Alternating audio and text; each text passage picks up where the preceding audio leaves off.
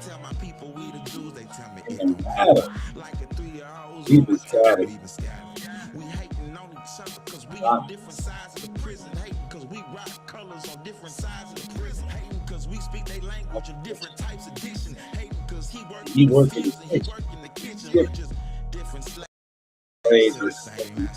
Your pieces to the ain't the same rapper. I just be kicking knowledge cause niggas be giving power to knowledge. I give his wisdom to father cause he is power. Every hour on the hour, I fear him and praying daily cause every hour on the hour, I will be my last lady. real true when I speak, it comes to pass cause I speak the Opposite world.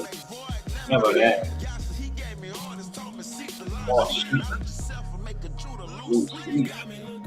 Knowledge of oneself will make you the lose. Oh, we're going to get into that. This very subject makes many Judahs lose sleep.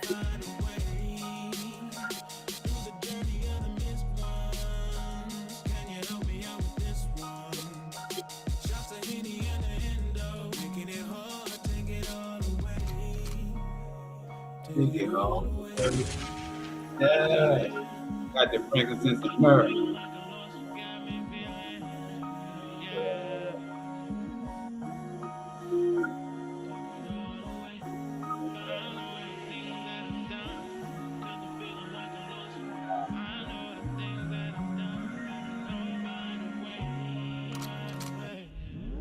Your hood ain't greater than mine and your curses ain't greater either. In fact, it's actual proof that me and you, we the people. Digesting gallons of hand, feeding demons with Back in the field. so long. And like the deep food. I give games so torments we can come up. I Better is little with righteousness. The bottle without it. My words break them down. like Kush, you're breaking down. I used to make that breaking bad when they watch me break it down. Down. Oh, I'm gonna break it down. Step upon foot, step tonight.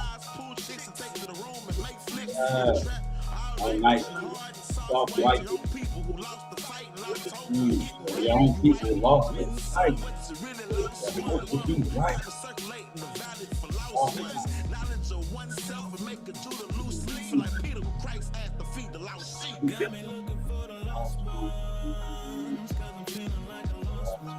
Yeah. Neither.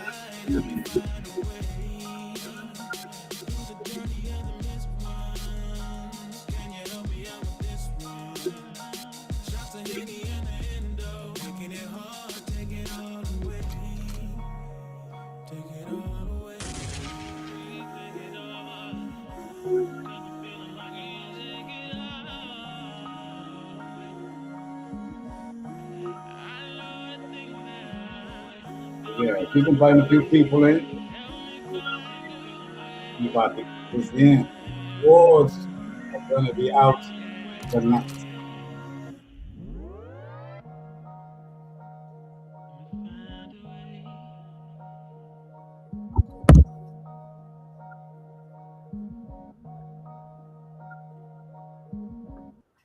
Welcome to the Hebrew state of being.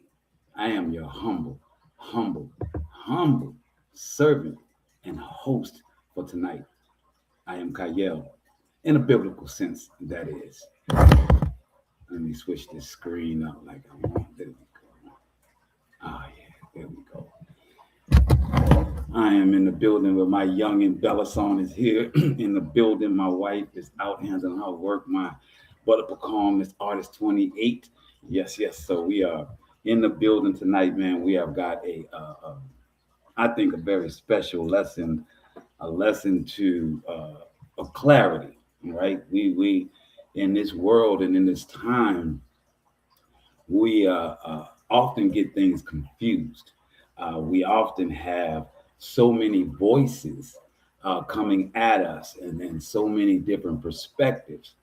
Well, there is only the perspective of the Most High that we want to present tonight on the ending of the sun that's going down on our Sabbath.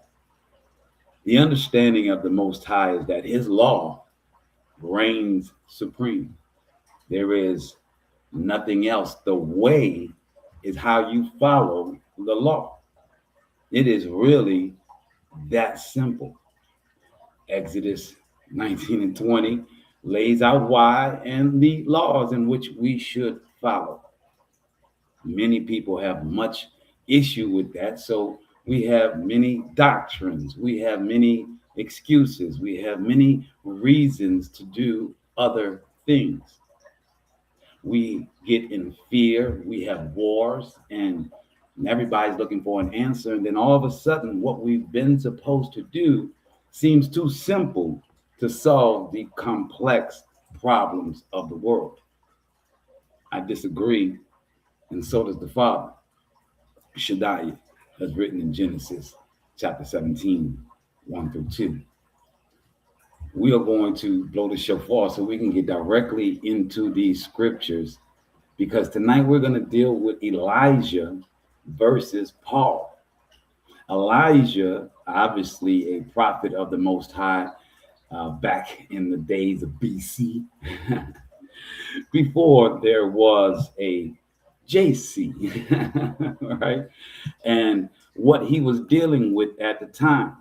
Well, Paul, in this New Testament and doctrine, the stumbling block that we are dealing with, references Elijah as if he knew Elijah, as if he rocked with Elijah, as if he understood the man who Elijah was, when they were actually, as the graph shows, 900 years apart from each other. We're going to get into that and much more. So let's blow the shofar so as to call upon all the tribes to come to the assembly for the lesson. As we blow the shofar, we are praying unto the Most High that he will let the words, the scripture that we use, are here to answer the questions that you've been having. Not my words, not my extra commentary, but the scriptures themselves to answer the questions that you have. So that's what our prayer is. And we also pray that if these words resonate with you and you take them to be the truth, that the Most High levels you up in that moment, that you let these words be the answers to your questions and that they resonate with you. Let's stand to the east, to where the window of Shemayim opens every day when the sun comes out.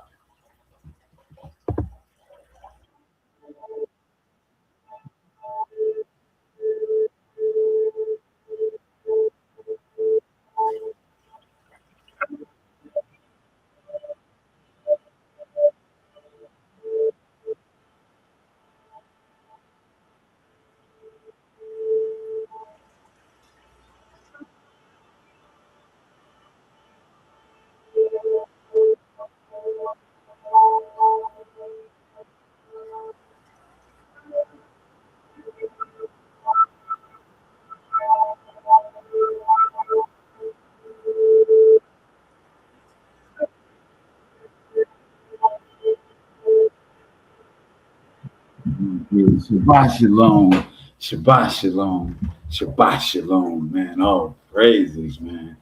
Yes, I thought I had screen shared that, but I guess I didn't. It's all good. So we're in the building, man. So we're going to start our lesson, and I was hoping that I had somebody that would join in the audience tonight. I'm going to live. No. All right. So, with our first reading, we're going to start with Romans, right? So, Paul is trying to, in this very confusing manner, he's trying to explain something to the Gentiles. I want you to understand that the title of this chapter is Romans. So he's speaking to Romans. Understand that Gentiles is who he is speaking to. Now, Paul is trying to convince them to not look bad at the original Hebrews, at the people that they were subjecting the people that they were beating, the people that they were abusing. So in this Romans, Paul is trying to explain to them that the righteousness that they seek, that these people that you're oppressing, they're of the root of that.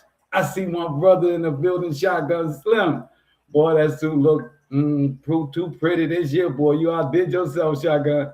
So to our lesson, Paul is trying to convince these Romans that want this fate of the people that's already been in the land of the indigenous people. If you want the fate and you want the salvation of these, you can't beat on them and tell that they are not of something, because when they remember who they are the root, and you are a branch in this world of salvation, in this hierarchy of the Most High. So let's go into it, right? So Paul says, I say then, has the Most High. Now they put the word Yahuwah in here. See, that's the beginning of our issue. One can believe that they have taken the name of the Most High out of the scriptures over 6,000 times. Then when they put in Yahuwah, and everybody says Yahuwah is supposedly the Hebrew way of saying Yahweh. Yahweh was a moon god of Egypt. He was not Shaddai, which is written in the Old Testament in Genesis. So when they put this name Yahuwah, which means Yahweh, this is already an error. This is already Paul talking to a particular demographic. You hear where I'm going? A particular demographic that believes in Yahweh. Oh, when we get to Elijah, you're going to understand the issue with that. He says, has the Most High, or this Yahweh, cast away his people? Never. For I also am a Yashraelite. So now he's trying to tell these Gentiles that he's also of these same righteous people that the Most High would not throw away. Would not throw away these people. And I got a little bit of them in me. He said, never, for I also am a Yashraelite of the seed of Abraham, of the tribe of Benjamin. Now he starts off telling these Gentiles that he's got a little bit of this Negro in him, a little bit of this Nazarene in him. Yeah, right? He says, the Most High has not cast away his people, which he foreknew. Meaning that he knew about these people before you Gentiles came in, and now said that you have the cross and that you have conquered in the name of this cross.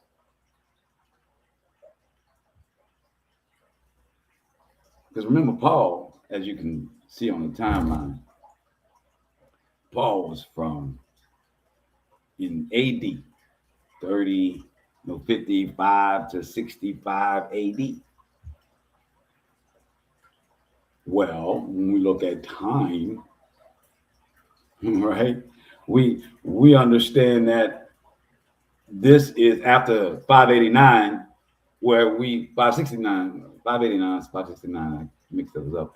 When the Babylonians took us out and took the royal family, took the money, took the important stuff, and shipped them off, and you had just a remnant left there from 589.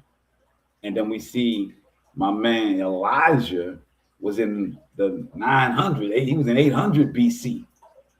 So Paul, who's saying he's part of these people that the Most High knew before these Romans came in and these Greeks came in after the 589, when 350, when Alexander the Great, took over everything, that's when they came in.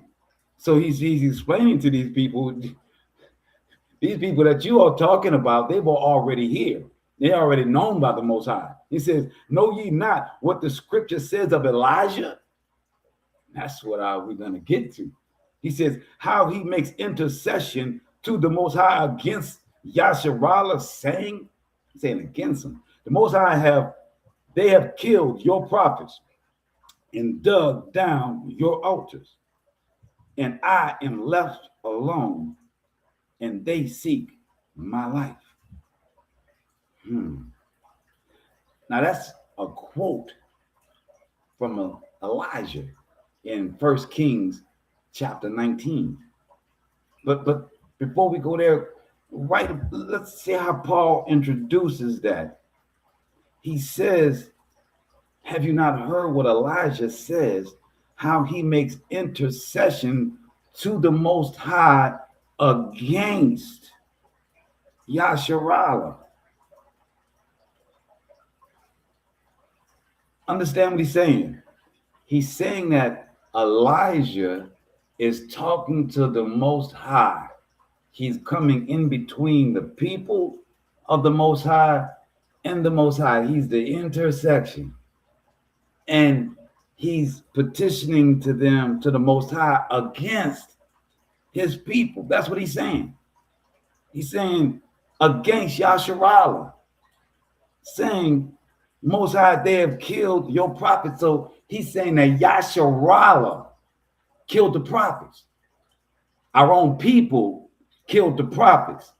I want you to really understand this, because when we get into Elijah, you'll understand why this is not really a good thing for Paul, that Paul doesn't really know what he's saying. Paul really doesn't get it. So Paul is saying, he's using an example, and he's saying that Elijah's going against his own people because his own people, he's saying, killed all of the Most High's prophets, and that they now seek him to kill him. Now, who was the king of Yehuda? It was Ahab at the time, and Jezebel. That was his wife. Now, they believed in Baal, the same one that Epstein believed in, that he had a whole bank account named after Baal, right? So this is who Ahab and Jezebel had turned from the Most High, who were Judah, who were the Hebrews in the time of Elijah, before Paul comes along, 900 years before Paul comes along, with his new doctrine, with his new thing to believe in. But he's going to use Elijah talking about Yasharallah not worshiping him, but worshiping these demons. And then these people killing his own prophets, telling them not to believe in Baal and Yahweh. Yahweh was a different God. Some of our people that in this area was believing in Yahweh, just like some was believing in Baal. Same way some believe in Jesus, some believe in Allah.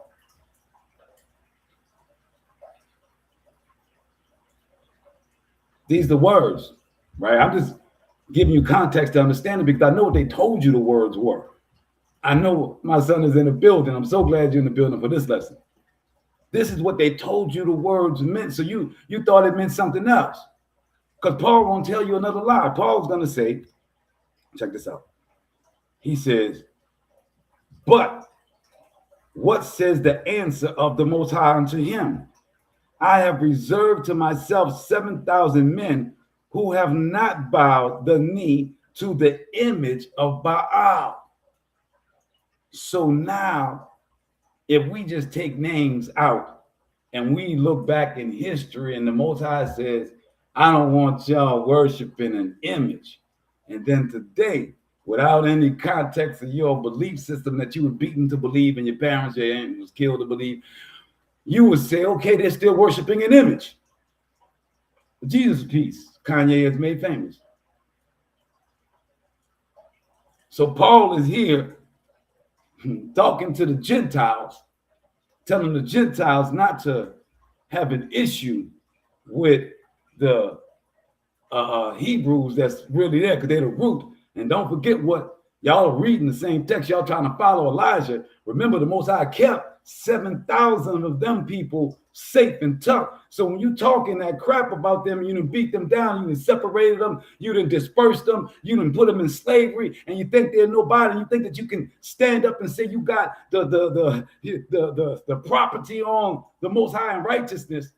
The Most High has tucked his righteousness away. He does that. That's what he's reminding the Gentiles of. Right? So when he says, even so, then at this present time, also there is a remnant according to the election of grace. So now Paul wants to get even more tricky. Now Paul wants to introduce to you grace. And he's going to use First Kings 19 to justify grace, when what Elijah was given was a direct touch by angels. What Elijah was given was a mission to uphold the Most High's law, not to believe in another image or to believe in grace. That has nothing to do with what Elijah did with the Most High, and what the Most High telling Elijah about the 7,000 that he has kept that did not fall and bow to Baal, the image of Baal. Grace has nothing to do with that. Especially the grace he's going to describe. Many of you may have a concept of your own definition of grace. You may be thinking that grace is, this falls in line with grace. Let's go there, right? So he says, if by grace, then is it no more of works? So you think that the 7,000 that did not bow to Baal was given grace? They did nothing? That's what Paul is trying to imply. They did do something. They did not bow to the image. They didn't go along with the program. And the Most High gave them grace, even though they went through the program. That's what y'all call grace in today. Even though I sin, I have grace. Isn't that what Paul is trying to create right here? But those people that he's referencing, those 7,000, they did not go with the program. They didn't need that type of grace. They didn't get that type of grace. They got the Most High saying, hey, you stood for me. You didn't bow to the image. So therefore, I have tucked you away where nobody got their eyes on you. I made them blind to you. They may have been walking directly next to these other Baal and Yahweh worshipers and Asherah worshipers, and nobody could see them. What is Paul talking about when he's bringing in grace? You're going to deny what these 7,000 did by not bowing when everybody was bowing, when they're killing the prophets and they still not bowing? Elijah told you they killed the prophets. So what Paul is talking about with grace? Oh, he's got a different type of grace he's talking about. Oh, he's talking about grace through Jesus Christ. Oh, somebody should have told me he's got a whole different program than the Most High, but he's referencing the Most High. Then it says, and if by grace, then is it no more work? No more works? Otherwise, grace is no more grace. So now he's saying that they didn't do nothing. He's putting a 3-card Molly. He's saying those 7,000 didn't do nothing, man. So you shouldn't have to do nothing. So you should be able to get grace too. Ooh. In their sin, they received grace because they lived when the Most High could have killed them. That's not what is being said here. I'm going to say what my sister's put. She says her answer to why Paul is instituting grace upon those 7,000 that were Israelites that here said did not bow to Baal. She says, because in their sin, they received grace. Well, what sin if The Most High is saying, I reserved 7,000 that did not do the sin of the image. So are we now creating that they must have had some other type of sin that they did? Because the Most High is saying, I held these 7,000 because they did not do the sin of falling to an image. That's clearly what it's saying. Israelites absolutely had a grace before a Jesus, but that's not what Paul is saying. That's not what Paul is saying. Paul is saying grace comes because you do not have to do the work. Following the law is the work. Following the law is the work.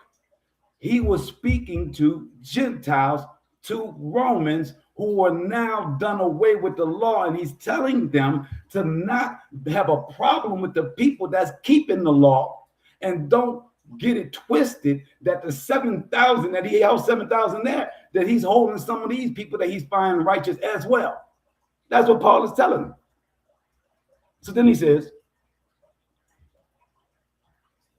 but if it be of works, then is it no more grace? So he's just pondering questions back and forth to, otherwise work is no more work. So he just did a whole little 3-card Molly to try and just say to you that there's no need for work, because that's how the spell works. The spell works by the last word that they use is what you keep from it. If I'm confused up here, but then you give me one piece of clarity at the end, that's what I walk away with. And what he's telling you to walk away with, work is no more work. You don't need work as long as you got grace.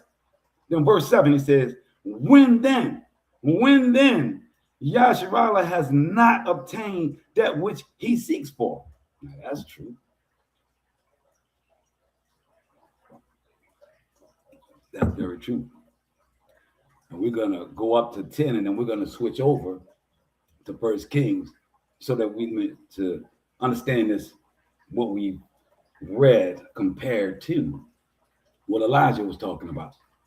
And that's going to answer some of those questions of the grace that we had prior to, right? And it says, verse 7 of Romans 11, when then, Yasharallah has not obtained obtained that which he seeks, but the election has obtained it, and the rest were blinded. The elect obtained it, and the rest were blinded. Very important. The elect, back to the 7,000 that he would have tucked in, the 7,000 that would not have capitulated, the 7,000 are the example, as Elijah is being the example of not following any other gods or following any other concept, because that's what the Most High was talking about in the Old Testament. Most High was saying, do not follow other gods. We are now having Paul talking about grace to Gentiles that did not know the Most High, that did not know the Most High. And he's trying to tell them to stop crapping on the root.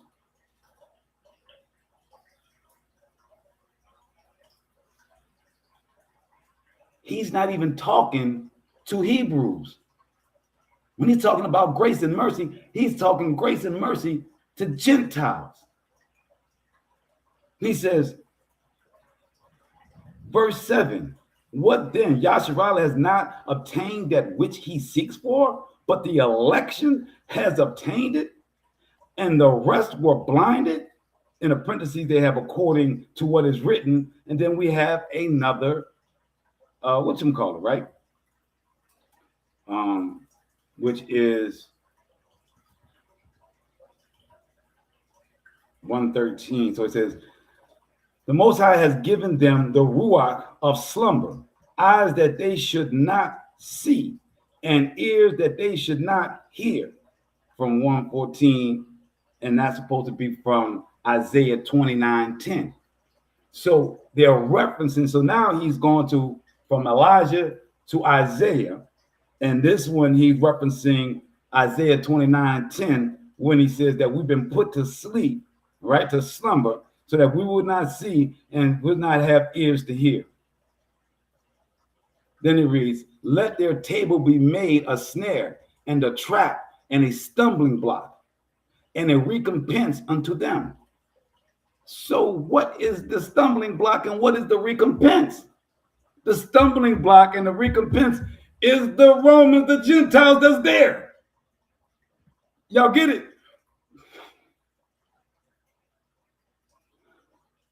The stumbling block, the recompense, is because we would not follow the Most High.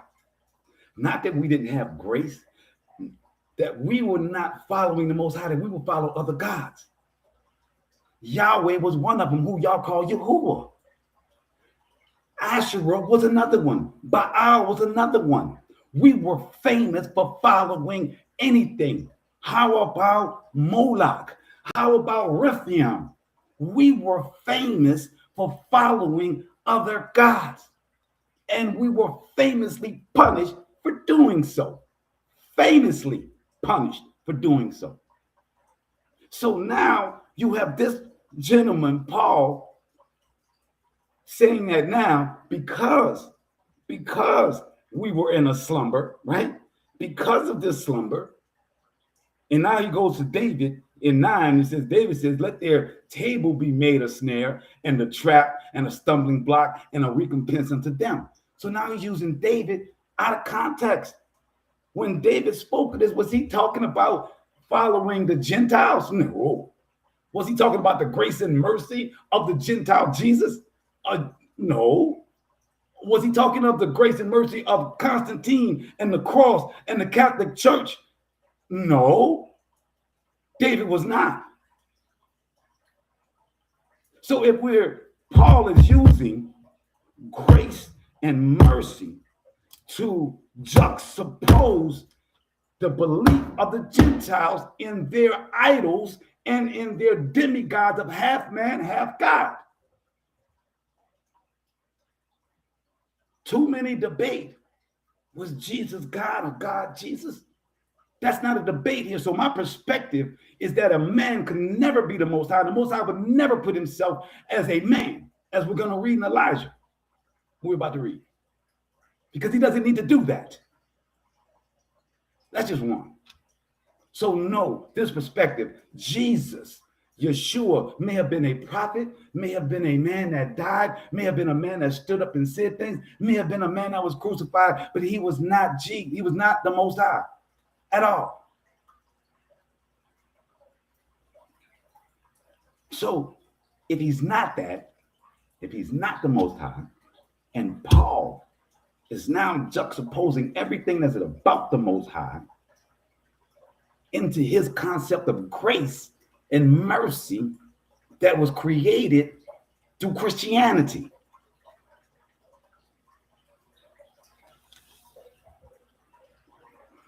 That has done away with the salvation, which is the law. And it says, let their eyes be darkened that they may not see, and bow down their back always. Verse 11 of Romans 11. I say then, have they stumbled that they should fall? I'm gonna hold that part because that's the rich part. Let's go to, yeah, that's the real rich part. I love that part because that's going to be a doozy when I get there. So let's go to 1 Kings chapter 19.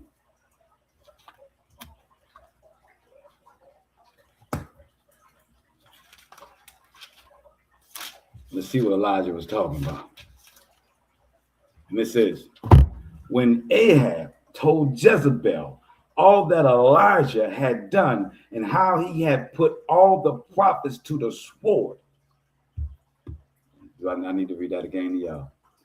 When Ahab told Jezebel all that Elijah had done and how he had put all the prophets and how he had put all the prophets to the sword, Jezebel sent a messenger to Elijah saying, thus and more may the gods do if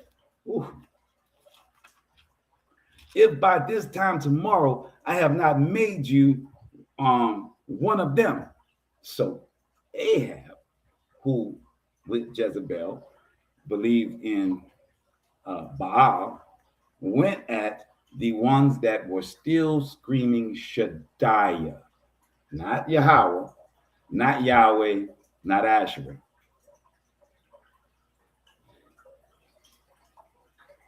I'm going to prove that in a second. And he said, by this time, tomorrow, I have not made you like one of them dead. Verse 3, frightened, he fled at once for his life. He came to Beersheba, which is in Yehuda, and left his servant there. He himself went a day's journey into the wilderness. He came to a broom bush and sat down under it and prayed that he might die. Enough, he cried, now, O Most High, take my life, for I am no better than my fathers. You know, Elijah truly was a man of the Most High. Elijah said, you know, Most High, I can't win. Ahab, the king, has killed 7,000 right in front of me. Ahab is looking for me, about to kill me, all for saying no to any other gods and not forsaking our law. That's what it was at that time. That's what it was. There was no such thing as Christianity. There was no such thing as Islam or Muslims. Wasn't happening. So he's saying, take me. I don't know what else we're going to do, right? And he says,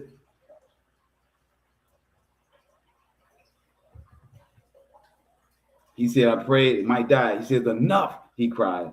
Now, O Most High, take my life, for I am no better than my fathers. He didn't say, well, I guess I need to go ahead and worship one of these gods. Maybe that's what the Most High is telling me. Everybody that I've been with is dead. Maybe the Most High is telling me that I should just go ahead and do what them people is doing, and he's sparing me. That's not what he said. He said, I'm no better than my fathers, meaning that I could not triumph with you as my fathers did. Verse 5, he lay down and fell asleep under the broom bush. Suddenly an angel touched him and said to him, arise and eat. He looked about, and there beside his head was a cake baked on a hot stone with a jar of water.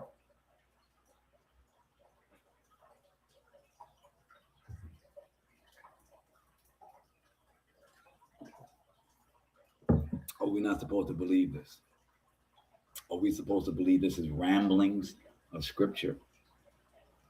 You believe that Paul was stricken blind going his way to Damascus.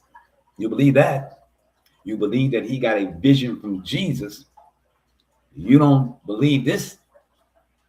You believe they got aliens. You got gray aliens. You done broke them down. You broke aliens down in every form and fashion. You believe in ghosts and things that go bump in the night.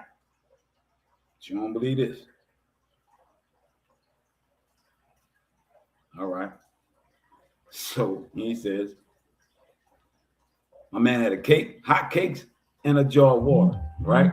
And he says, he ate and drank and lay down again. The angel of the Most High came a second time and touched him and said, arise. Can you imagine how done a man is to ask for death from his creator? Pray for it. Wake up with a jar of food and water, and still, I ain't moving. I'm still here. I'm laying back down. You're not amazed by the jar. You're not amazed by the cake. You ain't amazed by the heat. You ain't none of that. You go back and sleep. That's how tired. That's how done. That's how much he marched for the Most High. Arise and eat. On a journey will be too much for you. He arose and ate and drank, and with the strength from the meal, he walked 40 days and 40 nights as far as the mountain of the Most High at Horeb. There he went into a cave, and there he spent the night. Then the word of the Most High came to him. he said to him, why are you here, Elijah? That's interesting, right?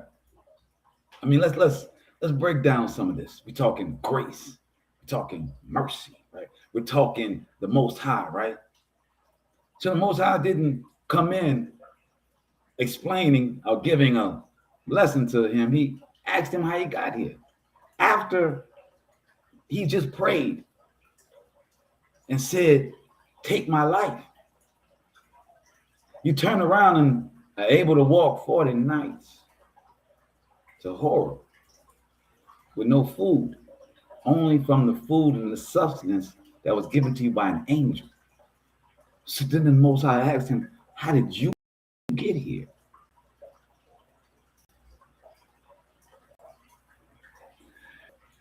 So this would be the grace that the Most High would give with an angel coming directly and touching and dealing with you because you have gone to your wits' end for the Most High.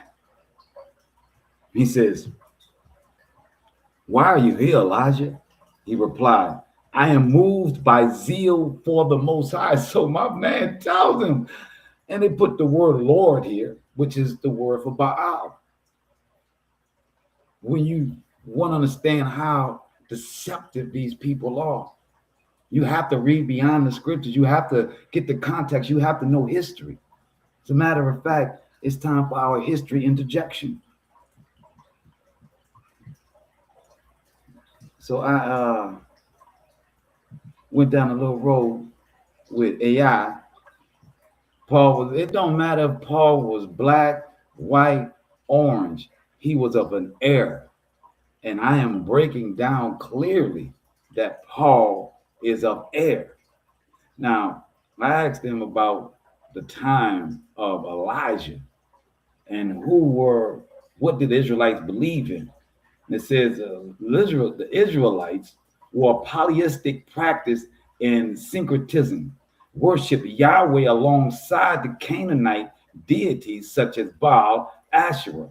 They worship the astral bodies, including the moon, which is Yahweh. The moon was common, was common in ancient Near Eastern nations, and this influence likely crossed into Israel, no doubt. This is the southern origin hypothesis. Many scholars suggest Yahweh originated in the southern areas of Medan, Edom, and Teman. Some researchers, such as Nissam Amzlagad, suggest Yahweh may have had distant regional characteristics that brought into Canaan, blended with existing lunar and astral worship. See, Yahweh didn't even originate in Jerusalem. You understand what I'm saying? Lord is a title which meant ruler, which Baal was known as ruler. Semantics, it's the same thing. Lord means ruler, and Baal was known as the ruler. And that's how they worshiped him. And that's how it got transliterated into scripture. LOL. So then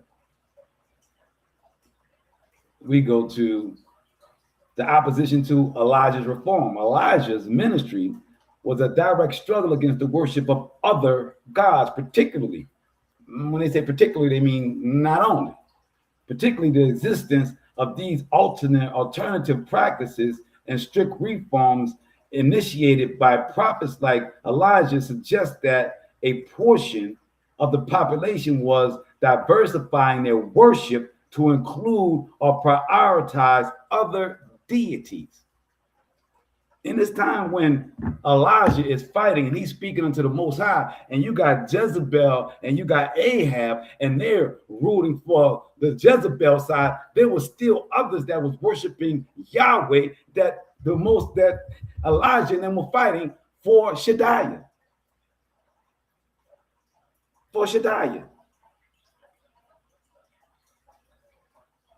So then it says,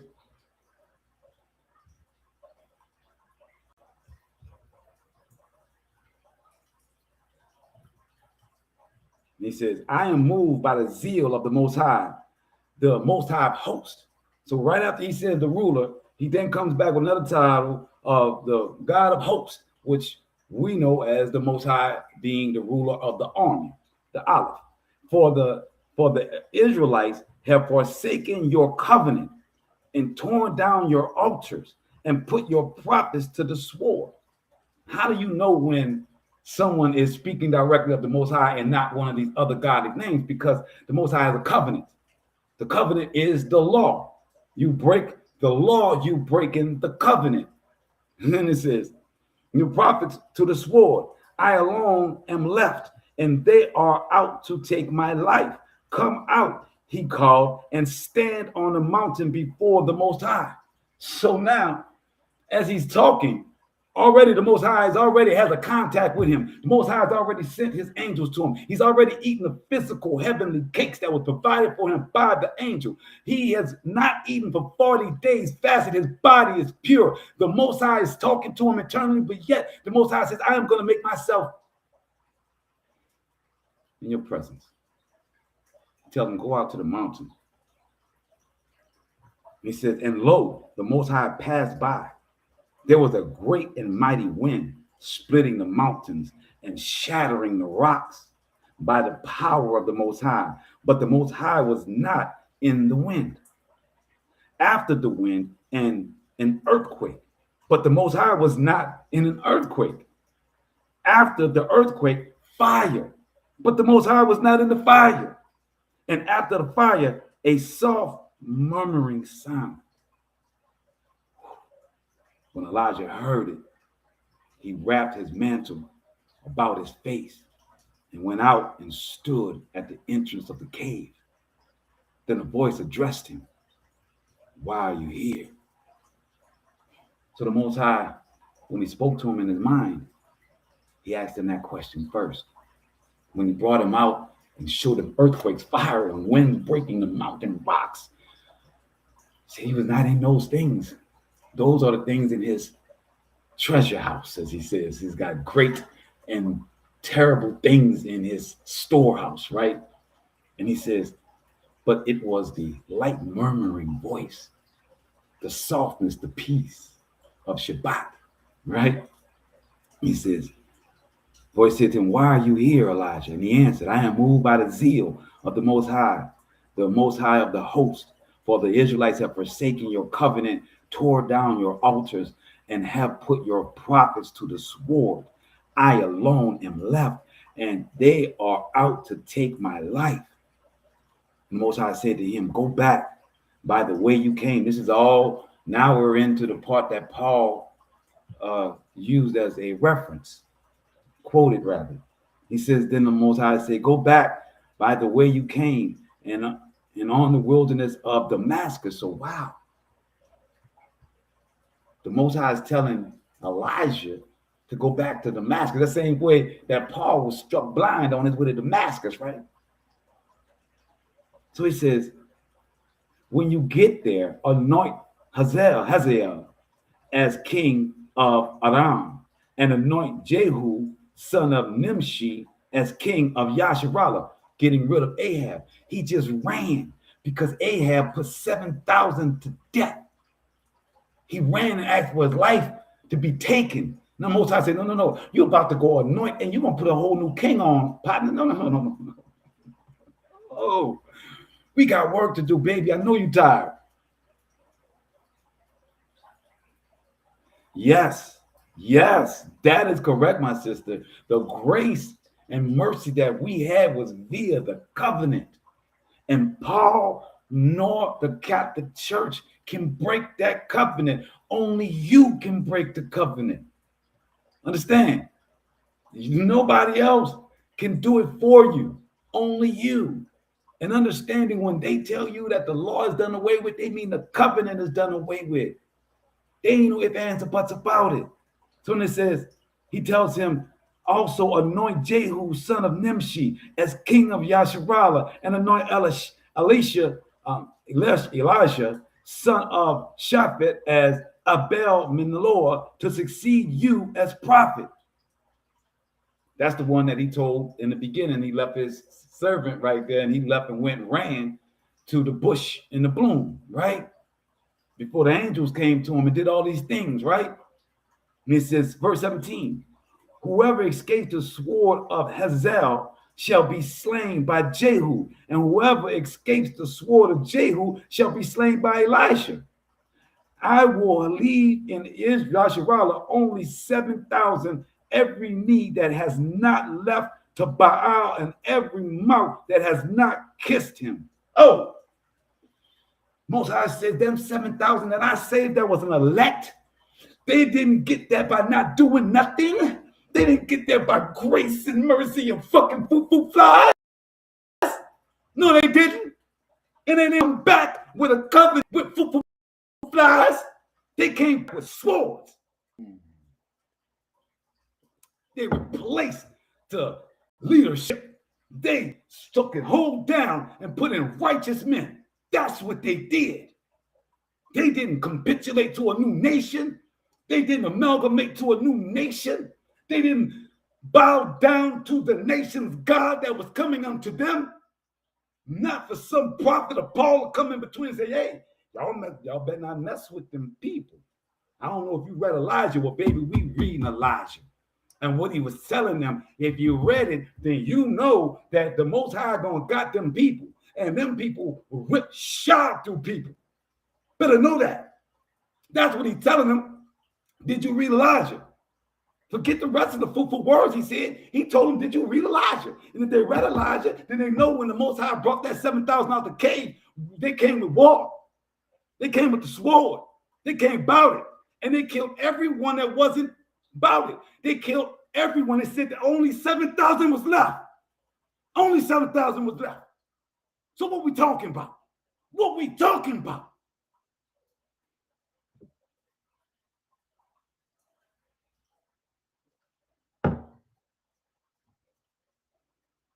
Oh, praises to the Most High Shabbat. What we talking about? It says, Jehu shall slain by Elijah. I will leave in Yasharallah only 7,000. Every knee that has not knelt to Baal and every mouth that has not kissed him. Now, I just read to you that everybody in Yasharallah didn't believe in Baal. They had some that believed in Asherah. Guess what happened? They had some that still believed in Moloch, Sargon. They had people that believed in all kinds of things. All of them got murked. Every single one of them got murked.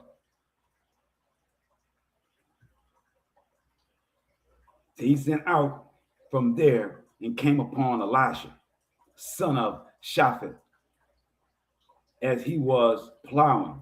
There were 12 yoke of oxen ahead of him, and he was with the 12th. Elijah came over to him and threw his mantle over him, the same mantle he put over his face when he went to go and meet the Most High.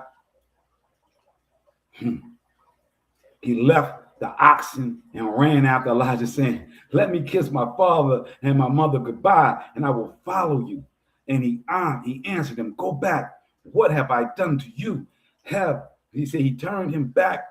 He turned back. So basically, he was telling him, brother, go ahead and take care of that. I ain't told you had to leave right now. I ain't told you that, brother. Do what you got to do. He turned back from him and took the yoke of oxen and slaughtered them. He boiled their meat with the gears of the oxen and gave it to the peoples, and they ate. Then he arose and followed Elisha and became his attendant. Let's go back to this Romans. So this is the example that Paul is telling the Gentiles. Understand that when the Most High touched these people, the root, even though they have fallen off and y'all are here because they fell off, because they did not keep my covenant, y'all are able to come here. Y'all are able to establish this. That's what he's telling them. Let's go. And it says, we're going to get to this Isaiah in a second. And he says, so then he tells them, I say then, have they stumbled that they should fall with a question mark? And he says, never. but rather through their fall, salvation is come unto other nations for to provoke them to jealousy. So now he's telling them, partner, y'all are rich because the Most High that has a covenant with them, not you Gentiles, not y'all, the ones over there that he's got a covenant with that was always rich, that broke the covenant. He said, I'm going to let y'all become rich to make them jealous. Does that mean that they of them? Does that mean that they are the same people as them? No, the Most High said, I pull some other people. You Gentiles, y'all are different. Y'all are not the same. What y'all believe in, I actually told them when I put you in captivity to not follow y'all gods. These are y'all gods, the Gentiles, y'all gods.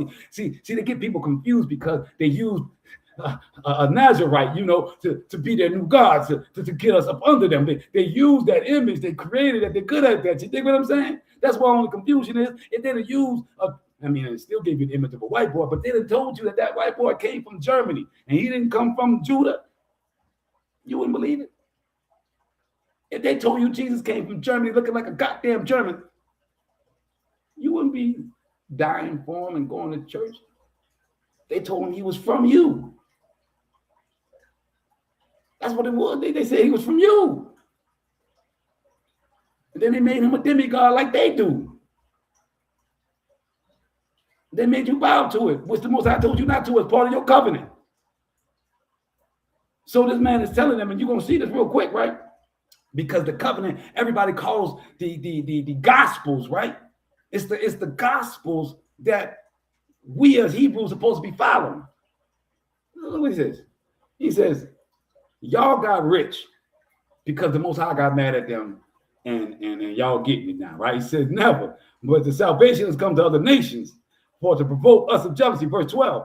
Now, if the fall of them be the riches of the world, and the diminishing of them be the riches of other nations, meaning our slavery benefits everyone else. United States, the United Snakes, which is why they wouldn't let Gaddafi give us the money, because we can't come up. We got to be down there because all the money got to funnel through them. All of our money got to funnel through them. This says, how much more their fullness? What? Meaning that if they are, the Most High got them so rich that they can be in captivity, still rich, and you be rich on top of them because of their captivity. How full is these people?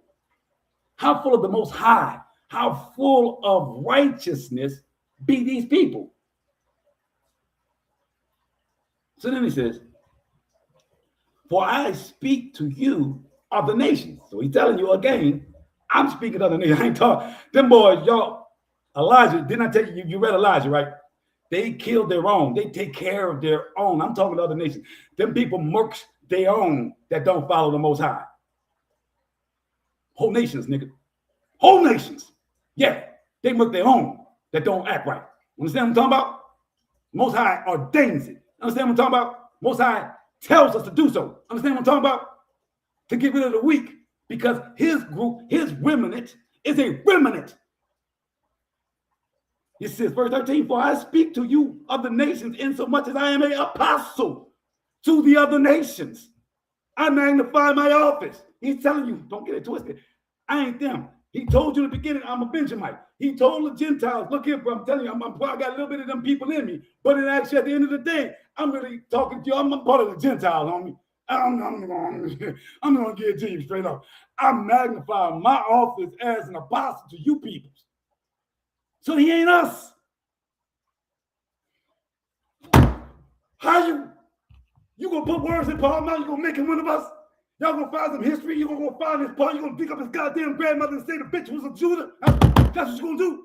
Even though he didn't told you that he is for other nations, as he magnifies his voice in his office. Is he not? Is he not? I ain't got no time to play with y'all. And I ain't got no time to be nice to y'all. This is the facts.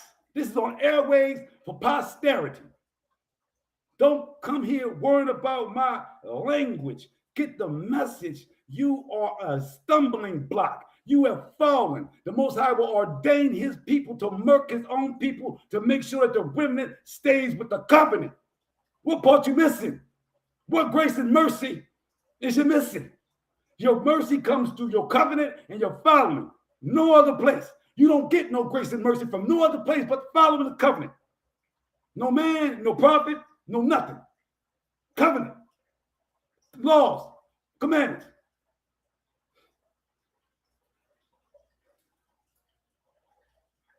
No goddamn maybes. We don't need no maybes. We got the book. We don't got no, we ain't got to make no more for Paul. You can make whatever you want for Paul. You can go and have a whole nother conversation about defending who Paul is. I'm going with what Paul said he is. Now you can go and have a party for him. He said, I'm of the other nations and I magnify my office. And he says, verse 14, if by any means I may provoke to immolation. So he's now saying, if I can get y'all to act like these people over here, them which are my flesh, and might save some of them. What? Let's read it again. He says, if by any means I may provoke to immolation them which, and that put that in a little cursive, which are my flesh. So now you want to go back to the Benjamite, even though he just said to you that he magnifies his office as an apostle. You flip-flop, and might save some of them. So he's saying by his immolation, he might save some of them, but he's actually immolating for Jesus and Christianity. Do you understand? How can he save the ones that have a covenant by making them emulate what he believed in? He believed in Jesus. That's not the covenant. How can what he does bring you to the covenant? He believes in the faith of Jesus and the grace and mercy of Jesus. How can those? They don't go together. They do not go together. Don't look like that. Sister, if you're going to come at things with the silliness of look like Judah is jealous, you need to explain what you mean by that. And I warn you in your explanation. Please explain yourself. 15, for if the casting away of them be the reconciling of the world, what shall the receiving of them be but life from the dead? We know about Elijah, and he talked about all the sinews and the bones and the dry bones coming together, right? We understand that, right?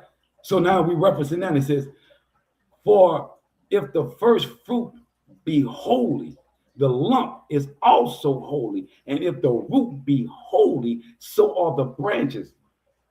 So now he's trying to convince them that if the people you beaten down is holy and you are part of what they believe in, then you can be holy.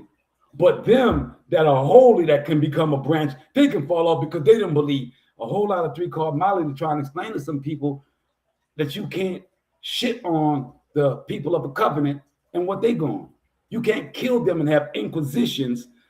You can't have these crusades. You can't have these things killing them to worship your God. You can't do that. You can't think that you're going to get away with doing that.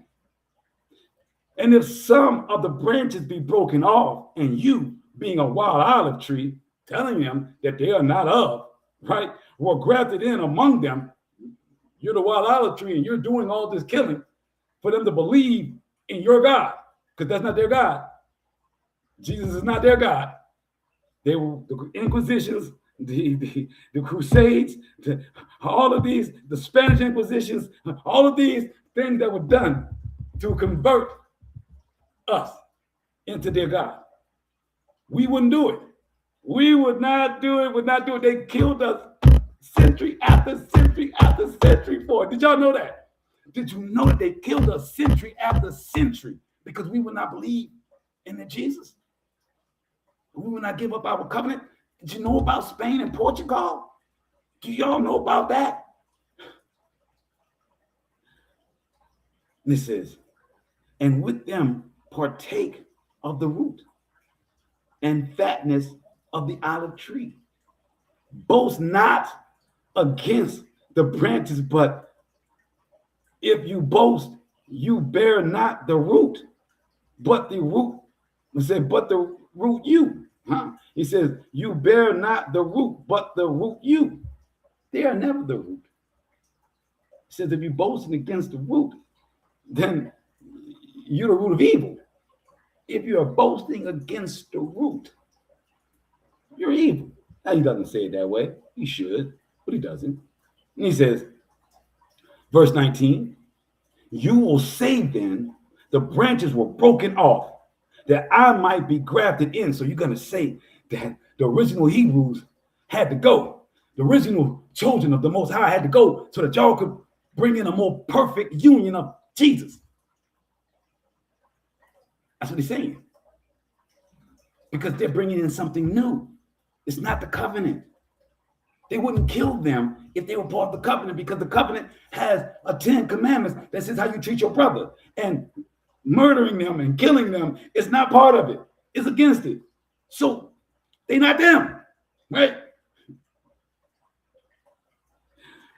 Oh, so then it says,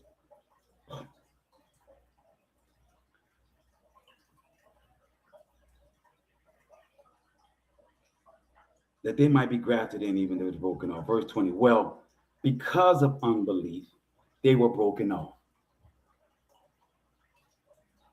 So now we're here. We're at the part where he says why we were broken off. Because we did not keep the covenant. But he writes the word unbelief. Do you understand what that's doing to you literally in your mind? You are now connecting belief as being something of the covenant when the covenant is not belief. It's an order in which you follow. It's not a belief, but understanding this is the wordsmithing that is the issue. It's now trying to associate your worship of the Most High as a belief instead of obedience. It says, well, because of unbelief, they were broken off, and you stand by belief, but not high-minded, but fear. So now Paul is trying to tell them that you guys do believe, but they don't believe in the covenant, they believe in Jesus. We can't forget that when we're reading this. We must keep this to the forefront of our mind when we're reading this, that the covenant is the law.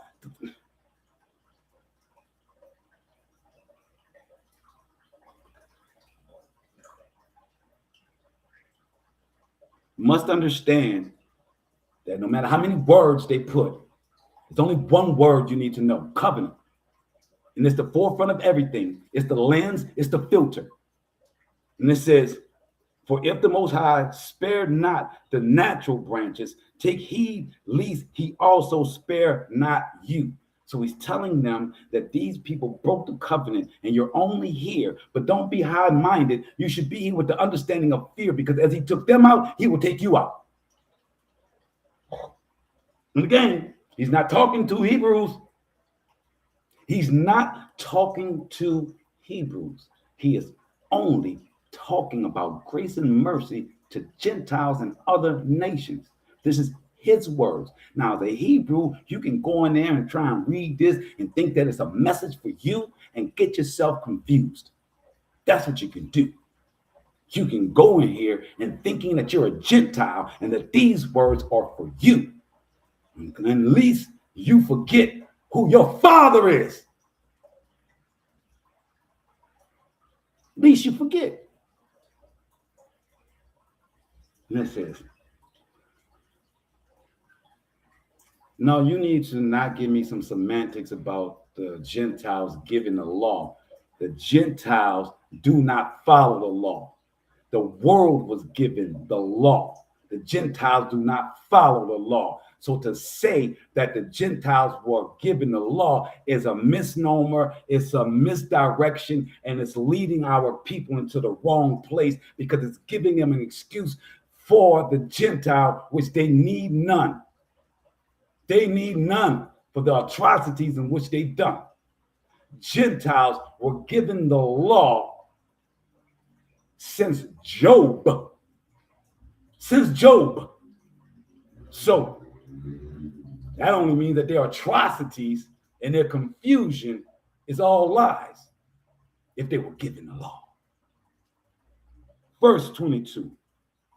Behold, therefore, the goodness and severity of the Most High on them which fell, severity, but toward you goodness, if you continue in his goodness, otherwise you also shall be cut off. What the hell is goodness?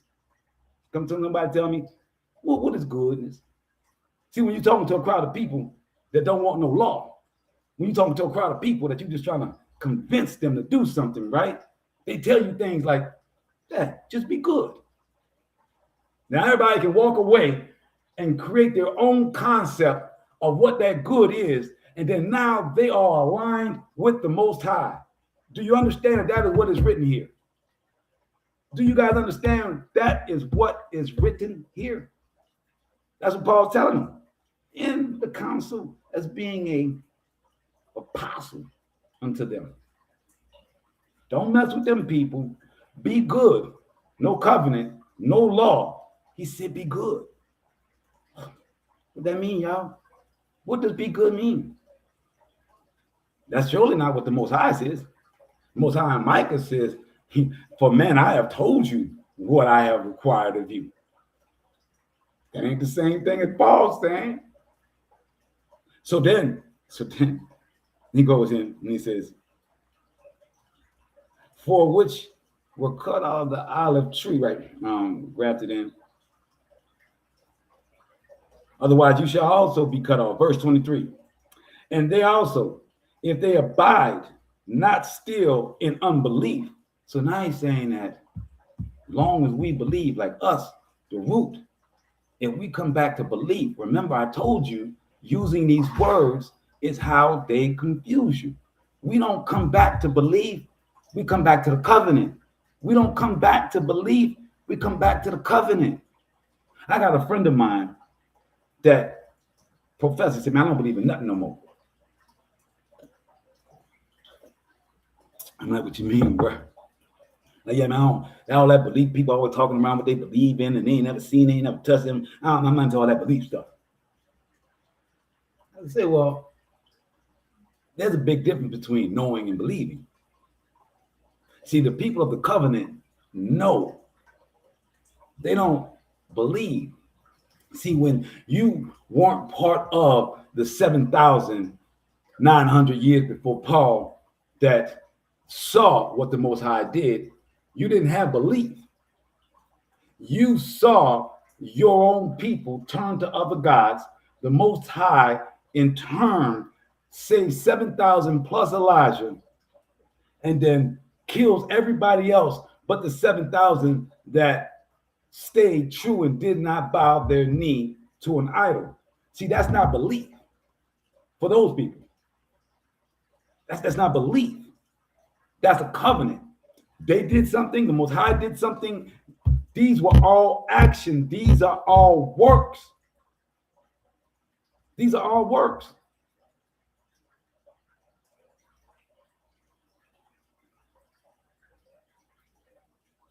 only for a remnant and those Gentiles that cleave unto. That's a decent question. So the question that's put on the table is, why do we keep wanting to make the Yasharites law, the commandment, the covenant for all when it's only for a remnant and those Gentiles that cleave unto the remnant? I will say that goes back to people playing with words. When earlier when you said the Gentiles were given the law, that's the play on words.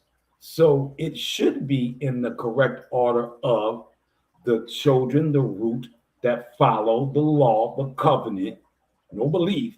They do it. It's not a belief. They do it and follow the law. And those other nations of all sorts that understand that and follow them and also follow the law, that's what makes the law for all, because they will follow it amongst us, because they can't be around us if they're not following the same laws that we are, which is what the United States says. You cannot be a United States citizen unless you are following the laws of the United States. I don't want people to get too upset, but understand that that is what is the law of a nation in which everyone should follow. So when we talk about belief, no, we don't believe. We know of the covenant. We know of example after example, from Moses to Elijah to Jeremiah to so many that we have. So it's not a belief. Belief is to accept something without knowing it, without realizing it. That's belief is in something that you don't know and can't touch. And the Most High is very real, very touchable. We just read with Elijah, the soft voice of the Most High. We witnessed the power of the Most High with the earthquake and the fires and the winds that broke the rocks of the mountains to announce him coming. It's not a belief for Elijah. Elijah don't believe in nothing. Elijah knows. The 7,000 that was kept, they know. I pray that we all can know. I know. He dropped me 16 and a half feet. I pray you don't have to do that for you.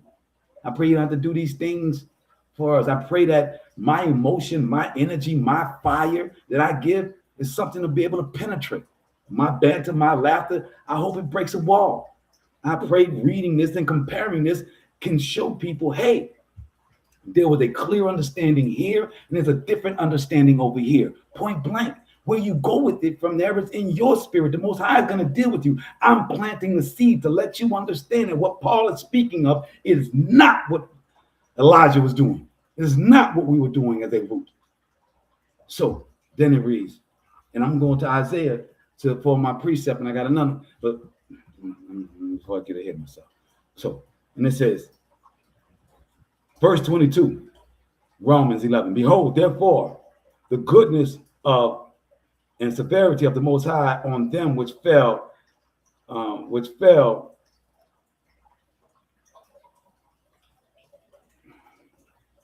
Yeah. Again, behold, therefore, the goodness and severity of the Most High on them which fell, severity, but toward you goodness, if you continue in his goodness. Otherwise, you also shall be cut off. Does that not sound like what we've been told in the United States about the curse of Ham? That they're all cursed. This is what Paul is telling them. Well, if Paul didn't say it, that's how they took it. That's how they ran. That's what they ran with. Let's say that, right? They ran with the fact that we were cursed, but they are not. And if they are in goodness, that they can stay in goodness. Yes. And it says, verse 23, and they also, if they abide not still in unbelief, shall be gathered in, for the Most High is able to graft them in again.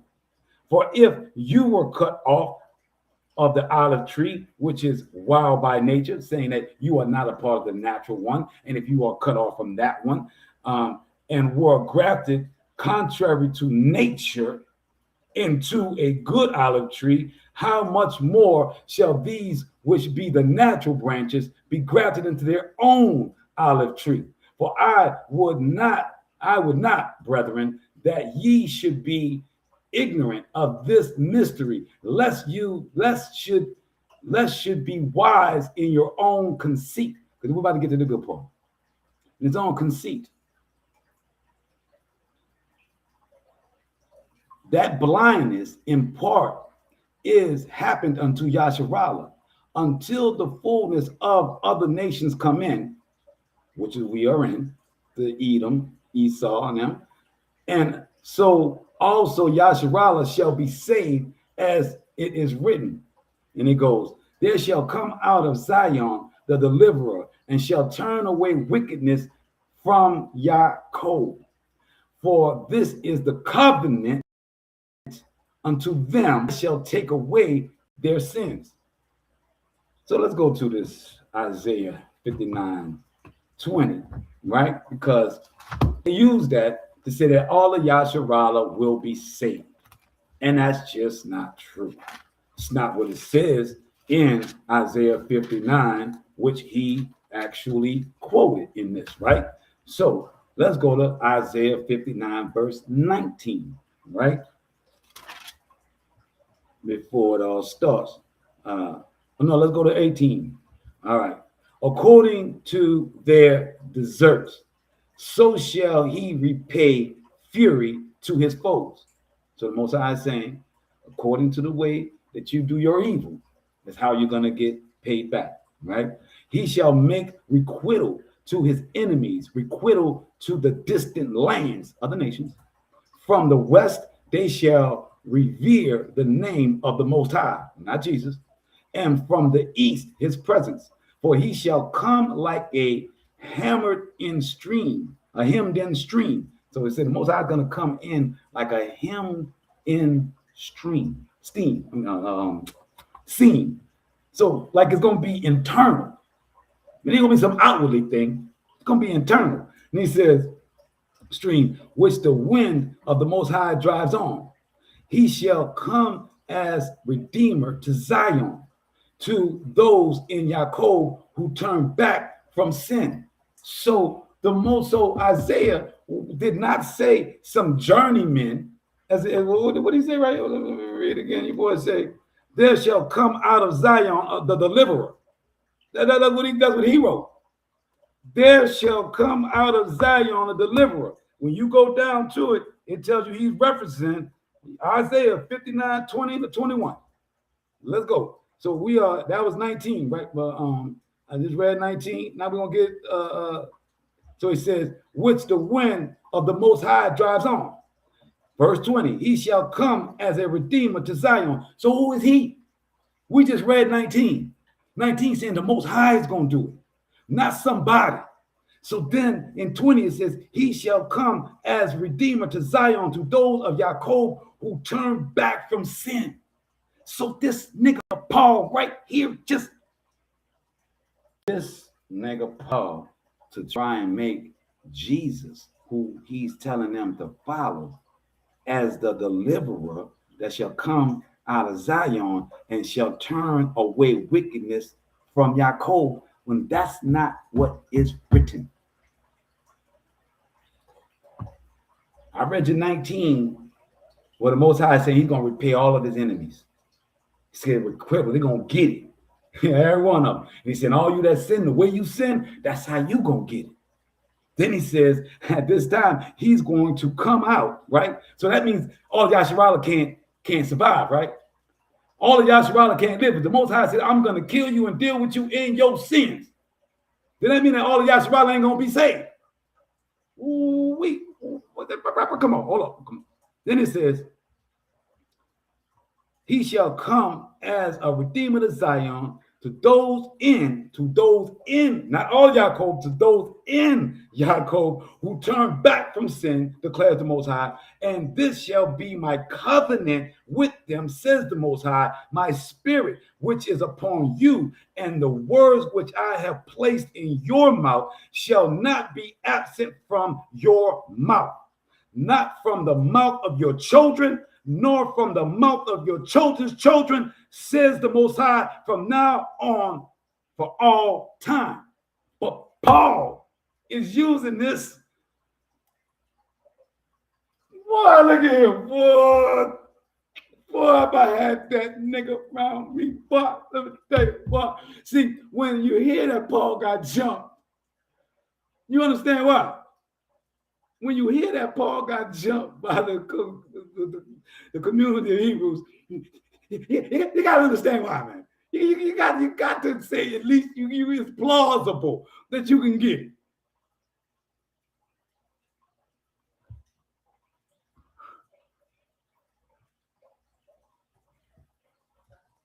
Paul reads, "For this is my covenant unto them that from them when I shall take away their sins. As concerning," and this is the best part, right? Because the gospel is of Jesus, and this is what Paul has pushed.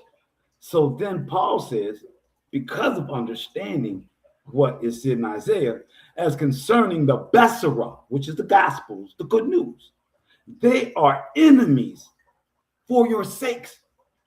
So the Hebrews, as I stated earlier, that have gone through the Inquisition, that went through the Crusades, that would not bow down, became Aranos, became Conversos, became all these other things, Lancados, all these other things, because we would not bow down. It wasn't because we didn't want to bow down to the government. We didn't want to bow down to their Jesus Christ and their belief in Paul, baby. That's what it was. So here Paul even said they are an enemy to the Gospels, baby. They are enemy to the Gospels. He already told you they're the root. He's already telling you don't mess with it. He already told you about Isaiah and the 7,000. So then the dude will come back and tell you, say, bro, they are enemies to the gospel. And he says, not only are we enemies to the gospel, we all wonder why I'm riding against Paul. Paul is telling you he understands why I'm riding against him. Paul is clear on why I'm riding against him. Because I'm of what he spoke of the 7,000. I'm the one that he spoke of, the Most High keeping tucked under. So when he says this, I'm clear on it. It's all in my spirit. I get tingling. I know it. I don't believe. Paul says, as concerning the gospels, they are enemies for your sake. But as touching the election, the elect, they are beloved for their fathers. Meaning that they don't need the gospels, that they are loved because they're following their father, Isaiah. Whoa, come on now. Come on now. Y'all read this with me? Y'all been reading this? Y'all didn't get that? When he said that the Hebrews ain't got to rock with the gospels because they got a covenant that supersedes the gospels. So what is we talking about? Paul is telling the other Gentiles, you shouldn't be trying to make them follow this here. They are enemy for your sake. You better let them follow the Most High and let them keep that root. Because one day you're going to be grafted in because you want to believe in a Nazarene. You want to believe in how he was living. You want to live good. You want to be good, right? You want to know what goodness is. You better follow them boys.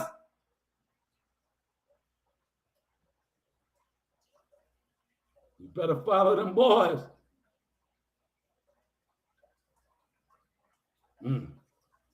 He says, they hate it.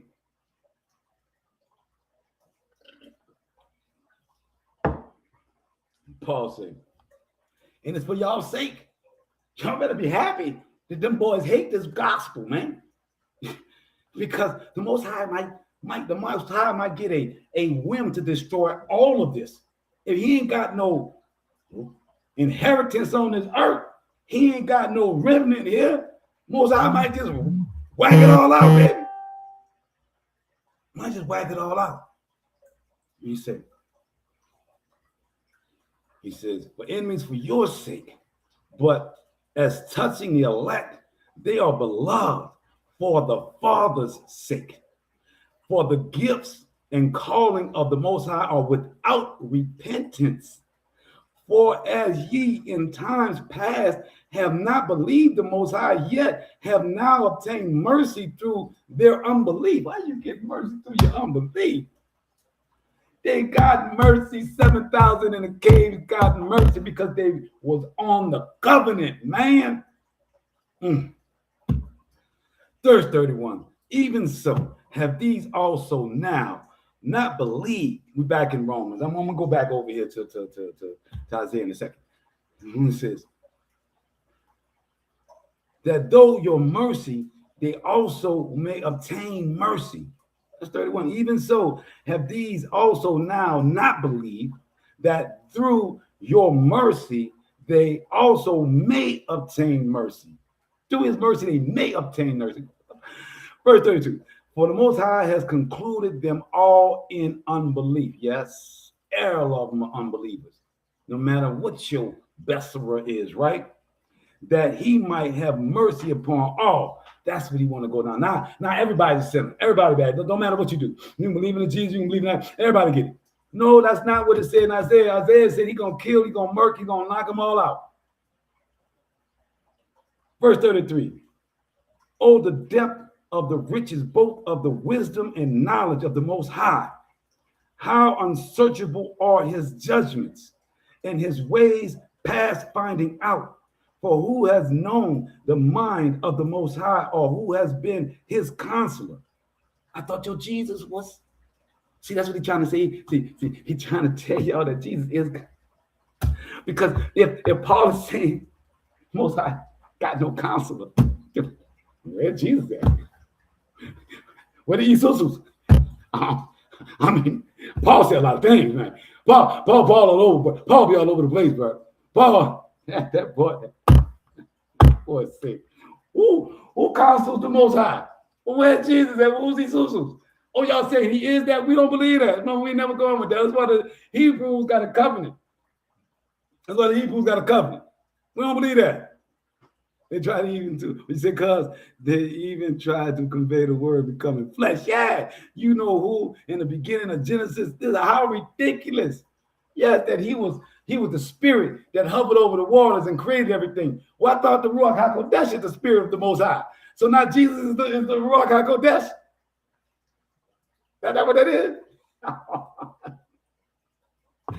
Oh man. So then it goes, he said, verse 34, we're about to be a part of this Paul, man.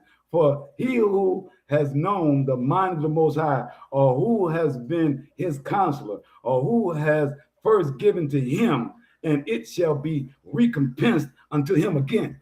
Who? For of him and through him and to him are all things. To him be glory forever. Amen.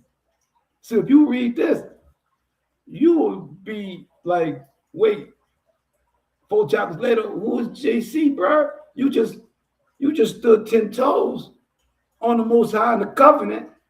How you get to JC?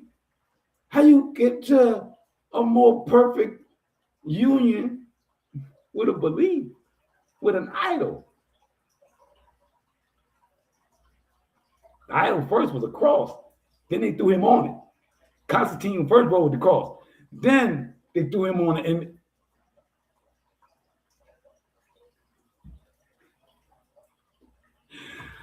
Isaiah. That's the end of Paul. Isaiah.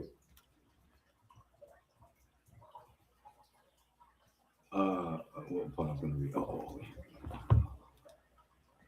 I want Isaiah 29:10. Yeah. Isaiah 29. We're going to Isaiah 29, verse 10.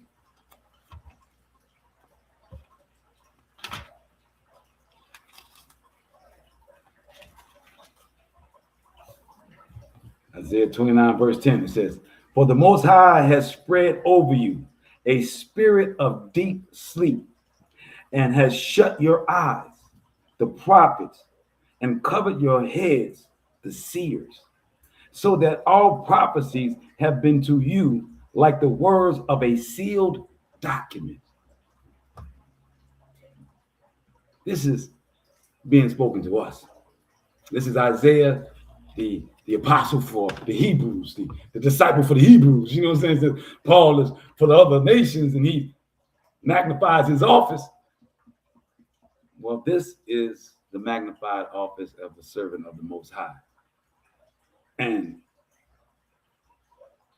it is said in this time that we will be blind, that we would have a stumbling block.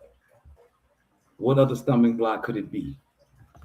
As we look at this graph that I have here, let me make this a little bigger. See this graph here. Elijah, let me turn the screen around for you guys to see.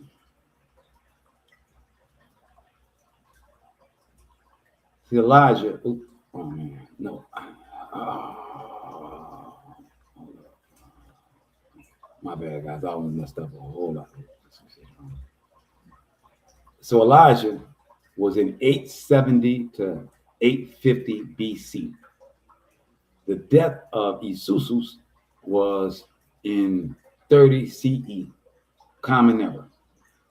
The Ebionites, who was us, which were the ones that they said was the brother James and all them, the ones that jumped Paul, those would be the Ebionites, because Paul was a Pharisee, and then there were the Greek Sadducees. But we were not either one of them. We still had our own cliques. We weren't Democrat, weren't Republican. We was out here. Y'all should be able to understand that, right? So they were called the Ebionites, and we fled in 66 CE. That was a full 4 years before the fall, right? And when was Paul going on? Paul was going on from 55 to 65 CE, right? Right around the time, that'd be nice because he was in the same time period as a Pharisee. But he was not with us. But he spoke of the Most High. He spoke of the temple, just like many of them did at that time. But they were 900 years apart from Elijah and what Elijah was saying. Regardless of how you feel about race, nations, and colors, understand 900 years. Understand how many times our people fled. The Ebionites were some of the last ones to flee. You had from 589, I think it's, I keep saying 589, but you know, it could be 569. BC when when Babylon came in and sold us off. So you had thousands of years, 1,000 years between Paul and 589 when David was there, when he quoted David and what David was talking about, to what Elijah was talking about, to what Ahab and Jezebel was doing. Understand, we have to come back to the covenant. There is nothing else. In order for us to be the remnant, in order for us to receive grace and mercy from the Most High, we must be following the law. Nothing else will get you grace and mercy. The grace and mercy that has been extended unto us is because of Isaiah 29:10. I'll read it again. Grace and mercy is because verse 9 of 29. Act stupid and be stupefied. Act blind and be blind. They are drunk, but not from wine. They stagger, but not from liquor. For the Most High has spread over you a spirit of, and he has shut down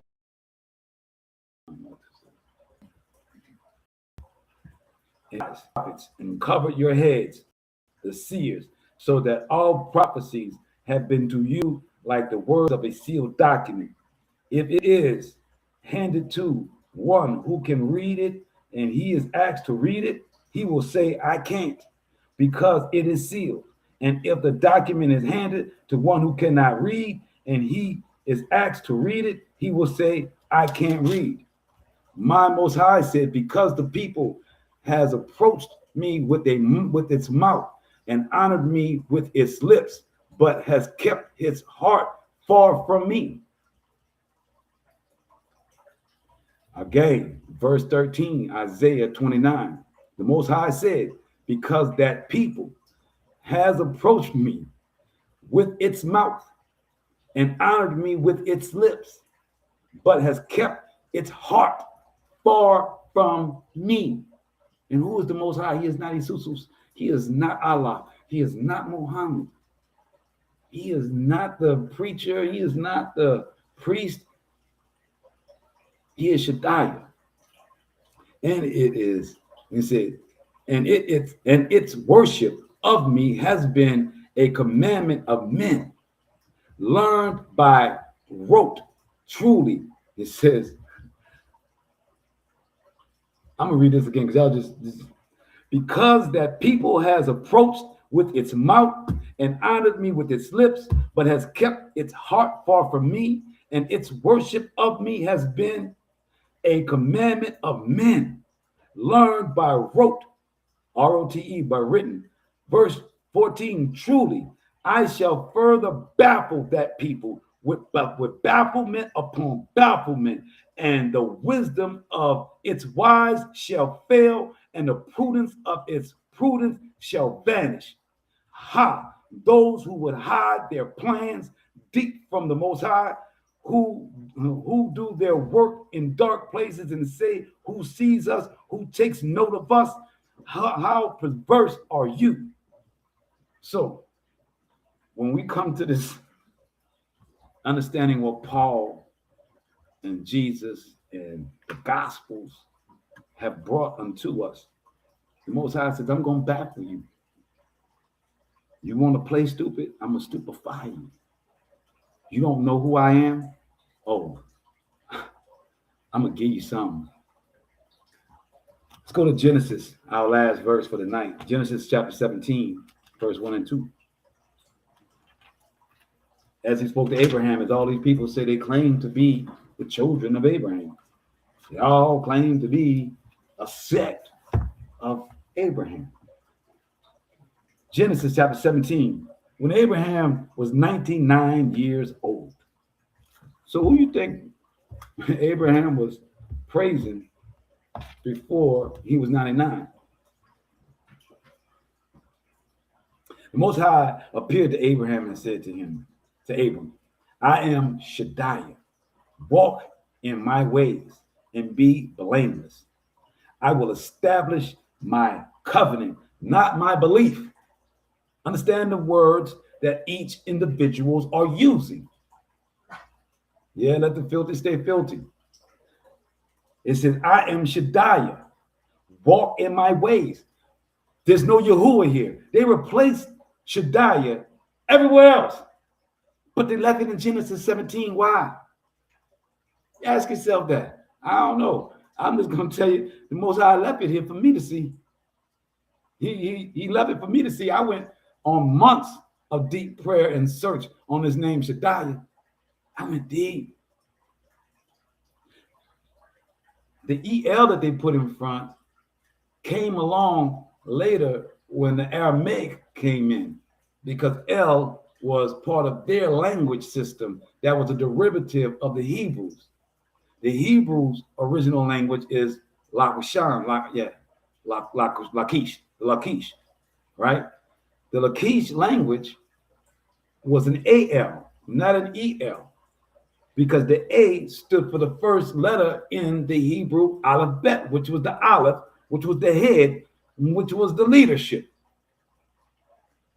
So even though they didn't take Shaddai out of here, they stuck the L in front of it for you to think that you need to call upon El as your God.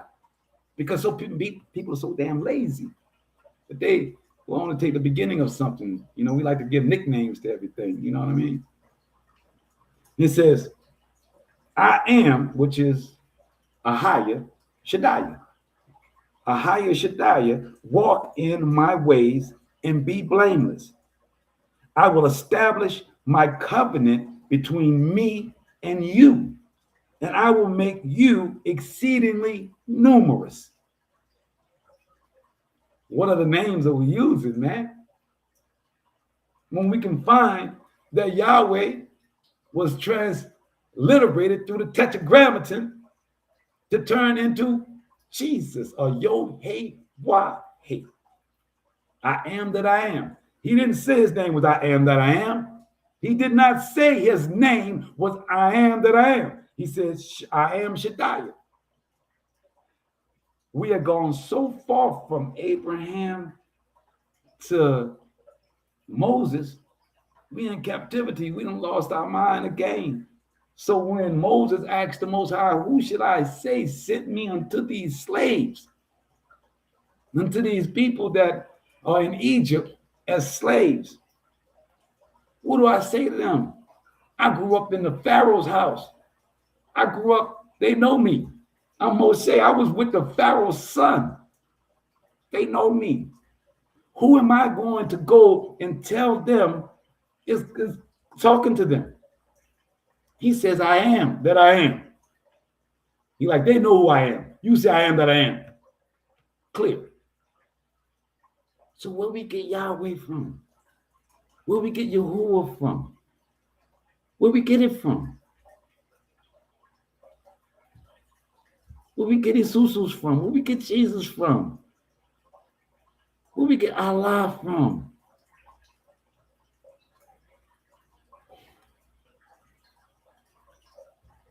The Most High comes back when we are dealing with Baal and we are calling upon him. And the Most High says, don't call me Lord anymore. As my sister said, it's just a title, but it says it clearly to call me the Ishi. Let's go there. I forgot which one that is. Hold on. What scripture does the Most High say, do not call me Lord, but call me the Ishi? Hosea. Go to Hosea. We're going to do a bonus, baby. We're going to do a bonus. Because we just want us to go through these names because we act like we don't know when he didn't give it to us. You know what I'm saying? We act like we don't. We act like we don't know, man. It ain't never been Yahweh, man. It ain't never been Yah. It ain't, bro. Hosea 2. I'm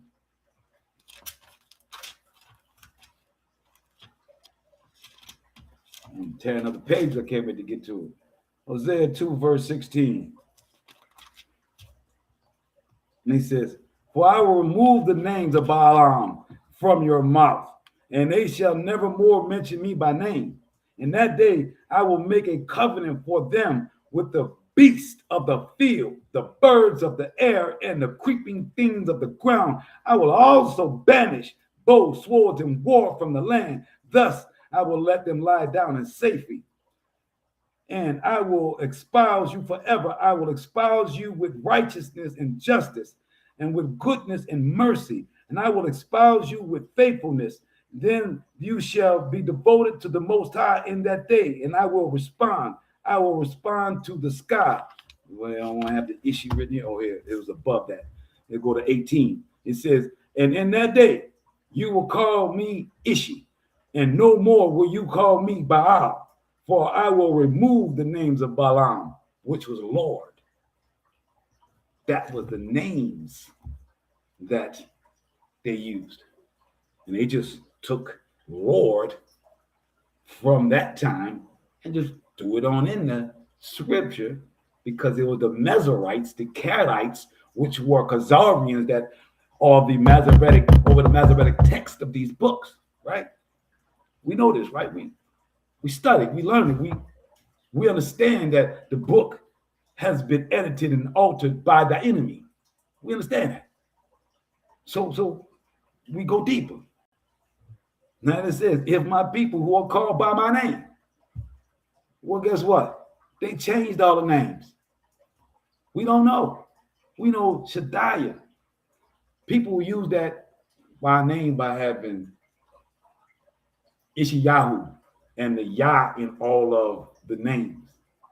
But that came from the Tetragrammaton, from the Greeks, that became the Masoretic. Yes. Understand how these linguistic things became commonplace to us. I give all praises, man. Shadiah is his name. Ahaya Shadiah. I am Shadiah. In our original language that he heard, that he hears, that he wrote with his finger on the commandments. our covenant. That's our lesson for today. All praise to the Most High. I pray you guys have enjoyed this lesson. Isaiah 29:10, Isaiah 59:20, 1 Kings chapter 19, and Romans 11. Take your own study, compare and contrast. Let the Most High speak to you. But all praises, me shalom. Oh, I felt good about that one, guys. I feel good. All praise, me shalom.